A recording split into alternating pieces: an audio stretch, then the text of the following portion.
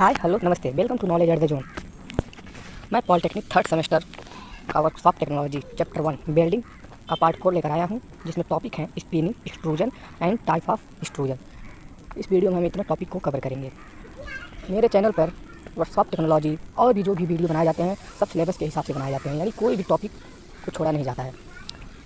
चलिए देखते हैं आज का पहला टॉपिक।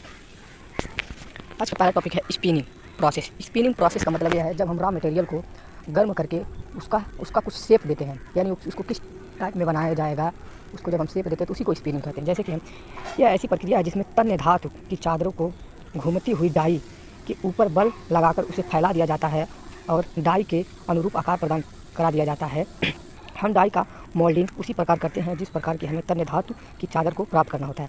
जैसे जो लोग मटका नहीं बनाते हैं, वो मटका जब बनाते हैं तो उसमें क्या होता है कि उसका ऊपर का जो पार्ट होता है, तो मटके को जिस प्रकार से चक्की पर रख कर उसको मोल्डिंग किया जाता है, यानी उसको जिस प्रकार से बनाया जाता है वही क्या होता है स्पिनिंग होता है। जैसे कि हमने यहाँ दिया है, ये क्या है, ये मान लीजिए रॉ मटेरियल है। रॉ मटेरियल इसका देखिए हमने क्या किया, इसको जब बलपूर्वक किसी चक्की पर या किसी धात में घुमाकर इसको आकार दिया जाता है तो उसे स्पिनिंग कहते हैं। अगला है एक्सट्रूजन। यह एक ऐसी प्रक्रिया है जिसमें धातु के ब्लेड पर बहुत अधिक दाब हाइड्रोलिक प्रेस के द्वारा लगाकर किसी डाई में से उसको पास कर दिया जाता है और डाई के आकार का वस्तु प्राप्त किया जाता है। इसको 5 भागों में वर्गीकृत किया गया है। एक्सट्रूजन का मतलब होता है, पहले हम एक सिलेंडर लेंगे और सिलेंडर में क्या रहेगा, रॉ मटेरियल रहेगा और उसमें एक रैम रहेगा। रैम का आकार होता है प्रेस यानी बल लगाना, और उसमें एक डाई लगी होती है। डाई मतलब होता है उसमें से रॉ मटेरियल किस आकार में प्राप्त होगा वो डाई होता है। जैसा कि हमने चित्र में दिखाया है, ये हमारा डाई है और ये क्या है, ये हमारा रैम है और इसमें ये जो ब्लेड लिखा है ये हमारा रॉ मटेरियल होता है। मतलब इसको जब हम हीट करते हैं तो क्या होता है कि और हीट करते हैं तो गर्म हो जाता है और गर्म होने पर इसको हम क्या करते हैं, जिस रूप में प्राप्त करना होता है उस टाइप का डाई बनाते हैं। तो रैम से जब दबाते हैं तो ये जो निकला है ये हमारा डाई है, ये जो दिख रहा है यहाँ पर, और ये जिस रूप में प्राप्त हो रहा है यही हमारा एक्सट्रूजन प्रोडक्ट है। अगला है एक्सट्रूजन के प्रकार। एक्सट्रूजन हम जान रहे हैं 7 प्रकार के होते हैं। पहला है डायरेक्ट एक्सट्रूजन। डायरेक्ट एक्सट्रूजन का मतलब होता है फॉरवर्ड एक्सट्रूजन। यह एक ऐसी प्रक्रिया है जिसमें ब्लेड को रैम द्वारा प्रेस करके डाई में डाल दिया जाता है और डाई में से निकलने के बाद ब्लेड हमें अपने मनपसंद आकार की धातु के आकार में प्राप्त हो जाती है। जब इस प्रक्रिया को किया जाता है तब ब्लेड पर बहुत अधिक दाब पड़ता है, जिसके कारण और सिलेंडर की दीवारों और ब्लेड के मध्य घर्षण होता है, जिसे इनडायरेक्ट एक्सट्रूजन द्वारा दूर किया जाता है। चलिए मैं अपनी तरफ से समझाना चाहता हूँ। एक डाई होता है जैसा कि मैंने पीछे दिखाया है। इसमें क्या है, यह एक सिलेंडर है, ये एक हमारा सिलेंडर है और इसमें यहाँ जो रहेगा, ये यहाँ पर क्या रहेगा, पहले रॉ मटेरियल यानी ब्लेड भरा रहेगा और जब हम इसको क्या करेंगे, जब इस रैम से इसको हम प्रेस करेंगे यानी दबाएंगे तो यहाँ पर जो हमारा प्रोडक्ट प्राप्त हो रहा है रॉ मटेरियल से, यही हमारा क्या है, डायरेक्ट एक्सट्रूजन है। इसी को फॉरवर्ड एक्सट्रूजन कहते हैं। यानी जब उसको रॉ मटेरियल को प्रेस करेंगे और उसको डायरेक्ट जो प्राप्त प्रोडक्ट होगा उसी को हम कहेंगे डायरेक्ट एक्सट्रूजन। अगला है इनडायरेक्ट एक्सट्रूजन। यह एक ऐसी प्रक्रिया है जिसमें रैम को खोखला रख दिया जाता है ताकि एक्सट्रूजन के पश्चात प्राप्त उत्पाद रैम में से आसानी से बाहर आ सके। इसमें ब्लेड को हम लोग स्थिर रखते हैं। जब ब्लेड रैम में से होकर बाहर आता है तो इसे घर्षण नहीं होता, जो घर्षण से मुक्त होता है। जैसे इसमें क्या होता है, ये जो इनडायरेक्ट एक्सट्रूजन है इसको हम बैकवर्ड एक्सट्रूजन के नाम से भी जानते हैं। जैसा कि हमने यहाँ चित्र दिखाया, चित्र के माध्यम से समझने पर ज़्यादा अच्छा रहेगा।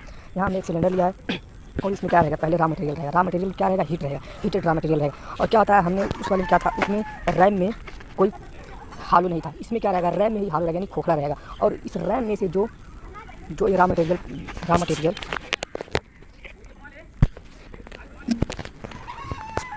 इस रैम में से ही जो रॉ मटेरियल गुजरेगा और प्रोडक्ट के रूप में प्राप्त होगा वही हमारा इनडायरेक्ट एक्सट्रूजन या बैकवर्ड एक्सट्रूजन होता है।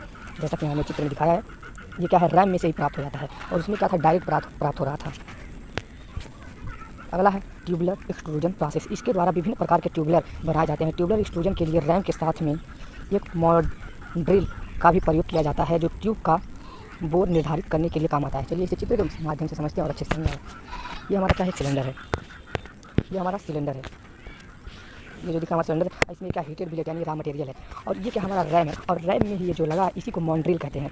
और ये हमारा डाई है। डाई का मतलब ये है हम उसको किस रूप में प्राप्त करना चाहें तो हम क्या करेंगे, जब इस रैम की सहायता से हीटेड ब्लेड को जब प्रेस करेंगे तो उससे हीटेड ब्लेड की जो मॉन्ड्रिल रहेगा उसमें क्या कर देगा, जैसा कि हमने एक चित्र दिखाया है, इसको जब प्रेस करेंगे तो क्या होगा, रॉ मटेरियल जिस रूप में उसका प्रोडक्ट प्राप्त होगा उसमें एक हालो बन जाएगा यानी खोखला, उसमें एक आकार बन जाएगा। इसी को हम कहते हैं ट्यूबुलर प्रोसेस। पहला टॉपिक है हाइड्रोस्टैटिक एक्सट्रूजन। हाइड्रोस्टैटिक एक्सट्रूजन इसलिए कहते हैं क्योंकि इसमें लिक्विड का प्रयोग किया जाता है।